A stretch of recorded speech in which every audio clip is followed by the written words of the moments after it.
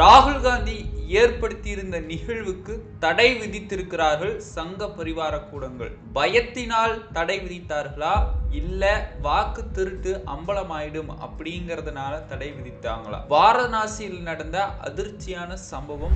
ராகுல் காந்தி அவர்களுக்கு தடை விதித்தனால் சங்க பரிவார கும்பல் பத்தியா காங்கிரஸ்க்கு ஆப்பு வைத்து விட்டோம் என்று சங்க பரிவார கூடங்கள் ஒரு பக்கம் முழக்கமிட்டிருக்கிறாங்க. என்ன நடந்தது, என்ன நிகழ்வு, எதற்காக தடை விதித்தாங்க, இது சார்ந்த முழு விபரத்தை தான் இன்னைக்கு வீடியோல பார்க்க இருக்கிறோம். வாங்க வீடியோக்குள்ள போலாம்.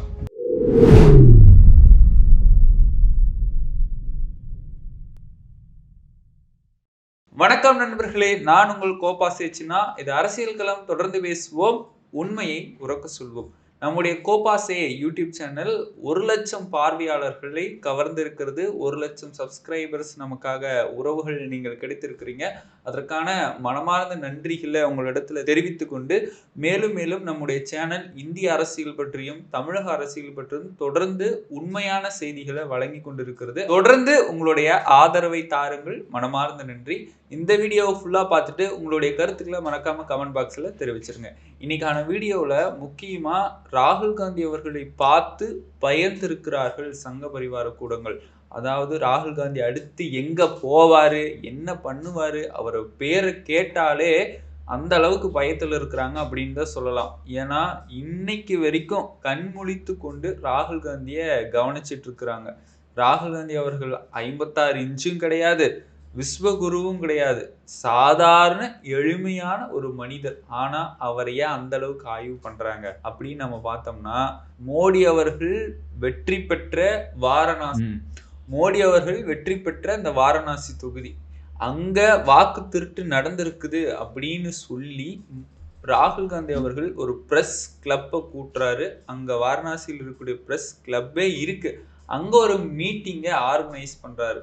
அந்த மீட்டிங்காக கடந்த சனிக்கிழமை நடக்க வேண்டிய மீட்டிங், ஆனா அது நடக்க விடாமல் தடை செய்திருக்கிறாங்க. ஏன் தடை செய்தாங்க அப்படின்னு பார்த்தோம்னா, வாரணாசியில மோடி அவர்கள் வெற்றி பெறாரு. காலையிலிருந்து மதியானம் வரைக்கும் தொலைக்காட்சிகள் எல்லாம் மோடி அவர்கள் பெரும் பின்னடைவை சந்தித்து கொண்டிருக்கிறாருன்னு வந்து கொண்டிருந்த செய்தினால RSS எல்லாம் பயத்துல வீதியில இருந்தாங்க. அதற்கு பிறகு திடுப்புன்னு கொஞ்ச நேரம் கழிச்சு 1.5 லட்சம் வாக்கு வித்தியாசத்தில் மோடி அவர்கள் இருக்கிறார் அப்படிங்கிற தகவல் எல்லாம் வந்திருந்தது. அது எப்படி வந்தது, எதனால வந்ததுன்னு ஸ்பெஷல் இன்வெஸ்டிகேட்டிவ் டீம் வைத்து ராகுல் காந்தி அவர்கள் ஆராய்ந்திருக்கிறார். ஸ்பெஷல் இன்வெஸ்டிகேட்டிவ் டீம் பெங்களூர்ல இருக்கு, ஹைதராபாத்ல இருக்கு, டெல்லியில இருக்கு. ஏன் அந்த டீமுக்கு ஹெட்டா தலைமை தாங்கக்கூடிய, அதாவது டேட்டாஸ்ல எடுக்கக்கூடியவரே நம்ம தமிழ்நாட்டை சேர்ந்த பிரசாந்த் அப்படிங்கிற ஒரு நபர், காங்கிரஸை சேர்ந்தவர். அது தமிழ்நாட்டுக்கே உரிய பெருமை. தமிழ்நாடு இந்தியாவிலே முதன்மை மாநிலமாக திகழ்கிறது, பல்வேறு தரப்புகளை ஆய்ந்து சொல்கிறது அப்படிங்கிறதுக்கு இது ஒரு எடுத்துக்காட்டா நம்ம வச்சுக்கலாம். ஆனா அங்க வாரணாசி தொகுதியில வாக்கு திருட்டு நடந்திருக்கு. ஒரு ஹைட்ரஜன் பாம், இந்த பாம் வெடிச்சிருச்சுன்னா தேர்தலில் வெடிச்சிரும். பீகார் தேர்தலில் அந்த அளவுக்கு ஒரு ப்ரிப்பேர்டா ஏற்கனவே 2 பிரஸ் மீட் நடத்தியிருக்காரு. PPT போட்டு ஆதாரங்களை அம்பலப்படுத்திட்டார். இப்போ வாரணாசி அப்படிங்கிற தொகுதி தான் ஹைட்ரஜன் பாமான்னு தெரியல, அந்த அளவுக்கு கண்டென்ட் ப்ரிப்பேர் பண்ணி பல சமூக ஆர்வலர்கள், பத்திரிகையாளர்கள், கல்லூரி மாணவர்கள், கலைஞர்கள், வழக்கறிஞர்கள் இவங்கெல்லாம் உட்பட அத்தனை பேரையும் அழைத்து அந்த பிரஸ் கிளப்ல வாரணாசி தொகுதியில இதுதான் நடைபெற்றது அப்படிங்கிறத அம்பலப்படுத்தி இருக்கிற தருணத்துல பயந்த சங்க பரிவாரங்கள், அதாவது முந்தின நாள் வெள்ளிக்கிழமை 7:30 மணிக்கு அந்த நிகழ்வை தடை பண்ணி இருக்கிறாங்க அப்படிங்கிற ஒரு செய்தி இப்ப சமூக வலைதளத்திலையும் தகவல் அறிந்த வட்டாரங்களிலிருந்து வந்து கொண்டிருக்கிறது. அப்ப ராகுல் காந்தி அவர்கள் ஏற்கனவே மகாதேவபுரா, மகாராஷ்டிரா, கர்நாடகா, அடுத்து வாரணாசியா இல்ல ஹரியானாவா அப்படிங்கிறது தெரியாத இருந்த பட்சத்துல வாரணாசி தான் அப்படிங்கிறது நல்லா தெரிய வருகிறது. தெரிய வந்த சங்க கூடாரங்கள் அந்த நிகழ்வை தடுத்து இருக்கிறாங்க, தடை செய்திருக்கிறாங்க. அந்த நிகழ்வை நீங்க நடத்தக்கூடாது அப்படிங்கிற மாதிரியே அப்பட்டமாக சொல்லி இருக்கிறார்கள். இதிலிருந்தே தெரிய வருகிறது ராகுல் காந்தியின் மீது ஒரு பயம் இருக்கிறது சங்க பரிவாரங்களுக்கு அப்படிங்கிறது இந்த சம்பவத்திலிருந்து நம்மால் அறிந்து கொள்ள முடிகிறது. ஆனா அது ஒரு அரசு நிறுவனமா இருக்கிறதுனால, பிரஸ் கிளப் வந்து அந்த அரசு நிகழ்விடமா இருக்கிறதுனால இவங்க தடுத்திருக்கலாம். ஆனா தனியார் நிறுவனங்கள் இருக்கு, அங்க இருக்கக்கூடிய மக்கள் எல்லாம் எங்களுடைய வீடுகளை தரோம், நீங்க வந்து அதை அம்பலப்படுத்துங்கிறாங்க. ஆனா இப்ப தடுத்திருக்கலாம், மறுபடியும் தடுக்க ஒரு வாய்ப்பு கூட கிடையாது. ஆனா அதை அம்பலப்படுத்துவார். பயத்தினால் தடுத்திருக்கிறாங்க. இது ஒரு பக்கம் இருந்தாலும் அந்த நிகழ்வுக்கு யார் யாரெல்லாம் வருகை தர இருந்தாங்க அப்படிங்கிறதுக்கான ஒரு கூடுதலான செய்தி கிடைத்திருக்கு. மிக முக்கியமான நபர்கள் அந்த நிகழ்வுல கலந்து கொள்ள இருக்கக்கூடிய ஒரு மிக முக்கியமான தலைவர்கள் யாருன்னா, அதாவது சுனில் சரஸ்ரா புத்தே என்று சொல்லக்கூடியவர் ஒரு உத்தரப்பிரதேசத்துல வித்யாசிரமம் வைத்து நடத்தி கொண்டிருக்கிறார். அது மட்டும் இல்லாம தொடர்ந்து பெண்களுக்கான முன்னேற்றத்தில் பல சேவைகளை செய்து கொண்டு வருகிறார். இவரோட சமூக ஆர்வலர். அவரு அந்த நிகழ்வுக்கு வர இருந்ததா ராகுல் காந்தி அவர்களுடைய தரப்பிலிருந்து செய்திகள் சொல்லப்படுகிறது. இது மட்டும் இல்லாம சர்பஸ்ரா என்று சொல்லக்கூடிய நபர், அவர் அதாவது பியூசியல் என்று சொல்லக்கூடிய மனித உரிமை அமைப்பு அதனுடைய தலைவராக இருக்கக்கூடியவர். அவருமே வருகை தரவிருந்தார் இந்த நிகழ்வுக்கு. இது போன்ற தலைவர்கள் எல்லாம் வருகை தர இருந்தாங்க. ஆனா அவங்களெல்லாம் வராங்க, பத்திரிகையாளர்கள் வராங்க, பீகார்ல தேர்தலும் வரப்போகுது. இப்ப இதை அம்பலப்படுத்தோம்னா நம்மளுடைய வாக்கு எண்ணிக்கைகள் குறைந்துவிடும் என்பதற்காகவே அந்த நிகழ்வை தடை செய்திருக்கிறார்களா அப்படிங்கிற சந்தேகமும் கேள்வியும் இப்போ மக்கள் மத்தியில எழும்ப தொடங்கியிருக்கு. இது மட்டும் இல்லாம கூடுதலான ஒரு செய்தி, சுதா பரத்வாஜ் என்கிற, அதாவது அங்க இருக்கக்கூடிய பழங்குடியினர்கள் வந்து நக்சல் என்று சொல்லி பாஜக அரசாங்கம் அவங்கள விரட்டி அடிக்க பார்த்திருக்கிறாங்க.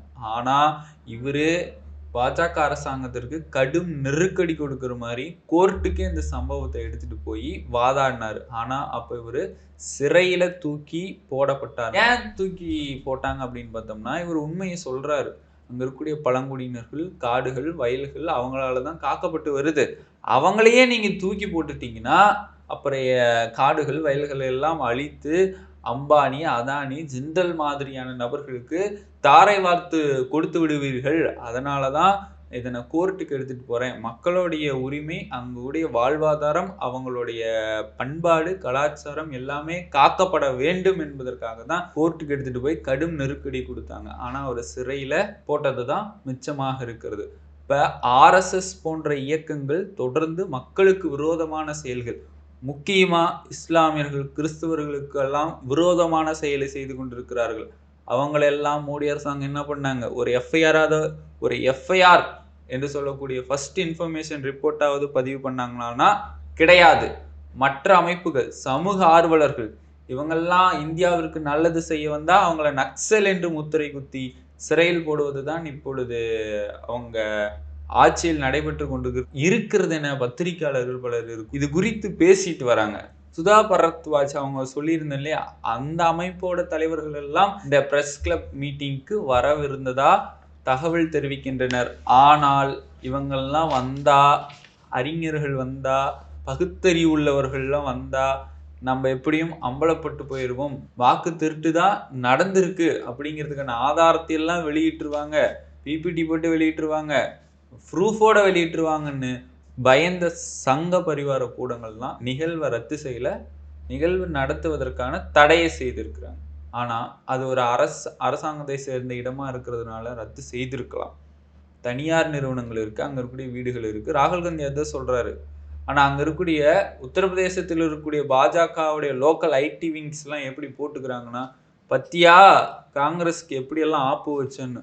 ஆனா காங்கிரஸ் தான் உங்களுக்கு ஆப்பே வைக்க போறாங்க அப்படிங்கிறதே இவங்க தெரியாம இருக்கிறாங்க. தொடர்ந்து பாருங்க, பீகார்ல தேர்தல் நடக்க போது எப்பேற்பட்ட ஆப்பை பாஜகவுக்கு வைப்பாங்கன்னு. பீகார், கர்நாடகா, தமிழ்நாடு, அடுத்து உத்தரப்பிரதேசத்தில் கூட நடந்தாலும் நடக்கலாம். மோடி அவர்களுடைய டபுள் இன்ஜின் கே சர்க்கார் யோகியை தூக்கலாம், அடுத்து அசாம்ல தூக்கலாம். எங்கெங்கெல்லாம் பாஜக ஆளுதோ அங்கெங்கெல்லாம் தூக்குவதற்கான வாய்ப்புகள் இருக்கு. மக்கள் நம்பிக்கையை இழக்கிறார்கள். என்றெல்லாம் மக்கள் நம்பிக்கை இழக்கிறார்களோ அன்று அந்த ஆட்சி மாறும், ஆட்சியில் மாற்றம் ஏற்படும் அப்படிங்கிற கருத்து கணிப்புகள் எல்லாம் வெளியாகி கொண்டிருக்கின்றன. இதுதான் நிர்மலா சீதாராமன் அவர்களுடைய கணவர் பார்கலா பிரபாகர் அவர்களும் சொல்லியிருந்தாரு, இந்த ஆட்சி கவிழும் என்று. அப்ப ஒரு பக்கம் ராகுல் காந்தி அவர்களுடைய நிகழ்விற்கு தடை விதித்திருக்கிறாங்க. மறுபக்கம் பீகார் தேர்தலை நோக்கி மும்முரமா செயல்பட்டு கொண்டிருக்கிறார்கள். நம்ம பொறுத்திருந்து பார்ப்போம். இப்ப இந்த நிகழ்வு நடக்காம இருந்திருக்கலாம். ஆனா பீகார் தேர்தலுக்கு முன்னாடி வாரணாசியில் நடந்த வாக்கு திருட்டு ஹைட்ரஜன் பாமா வெடிக்க போகுது அப்படிங்கிறது காங்கிரஸ் தரப்பிலிருந்து சொல்லப்படுகிறது. தொடர்ந்து நாம பொறுத்திருந்து பார்ப்போம். ஹைட்ரஜன் பாம் வெடித்தால் பீகார் தேர்தலில் எவ்விதமான மாற்றத்தை ஏற்படுத்தும். உங்களுக்கு ஏதேனும் கருத்துக்கள் இருந்தா மறக்காம கமெண்ட் பாக்ஸில் தெரிவிச்சுட்டு போங்க. மீண்டும் ஒரு அரசியல் களத்தில் நான் உங்களை சந்திக்கிறேன். அதுவரையும் உங்களிடமிருந்து விடைபெறுவது நான் உங்கள் சின்னா.